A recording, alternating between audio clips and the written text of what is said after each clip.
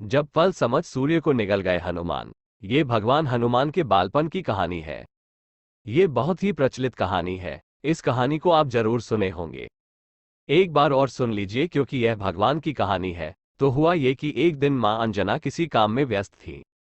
उन्होंने बाल हनुमान को वहीं कुटी में लिटा दिया था और अपना काम करती रहीं। इस बीच हनुमान जी को भूख लग गई। लेटे लेटे ही आकाश में उन्हें भगवान सूर्य दिखाई दे दिए। बाल हनुमान को लगा कि वो कोई स्वादिष्ट फल है। फिर क्या था, बाल गोपाल ने छलांग लगा दी और उड़ चले सूर्य की तरफ। वहां पहुंचकर उन्होंने सूर्य को अपने मुंह में रख लिया। कहते हैं कि उस दिन सूर्य ग्रहण था। राहु भी भगवान सूर्य को ग्रास बनाने के लिए उनकी तरफ जा रहा था। हनुमान जी ने समझा कि यह कोई काला फल है तो वो उसकी तरफ भी छलांग लगाए। लेकिन राहु किसी भी तरह खुद को बचाकर भगवान इंद्र की शरण में पहुंचा।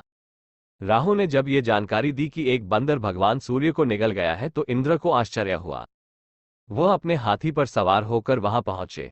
इस बीच हनुमान जी को लगा कि कोई सफेद फल उनकी तरफ आ रहा है। वह उस तरफ भी झपट पड़े।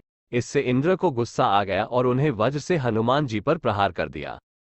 वज्र के प्रहार से हनुमान जी का मुंह खुल गया और उसमें से सूर्य जी खुद को बचाते हुए जल्दी से बाहर निकले।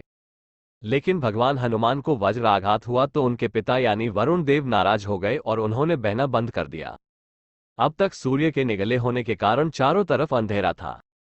अब सूर्य भगवान बाहर तो आए लेकिन वायुदेव के रुष्ट होने से हवा रुक गई और सब कुछ कुम्हलाने लगा। चारों तरफ त्राही त्राही मच गई। कहा जाता है कि ब्रह्मा जी को खुद वायुदेवता को मनाने के लिए आना पड़ा। उन्होंने भगवान हनुमान को स्पर्श कर जीवन दान दिया और वायुदेवता से आग्रह किया कि वे बहना शुरू करें। इस दौरान सभी देवताओं ने आशीर्वाद भी दिया कि आगे से इस बालक पर किसी भी तरह के अस्त्र शस्त्र का कोई असर नहीं होगा और यह दुनिया का सबसे बलशाली और तेजस्वी बालक होगा। देवता लोगों के इस आशीर्वाद के बाद खुश होकर वरुण देव बहना शुरू किए और अपने बेटे को मां अंजना के साथ लेकर घर पहुंचे।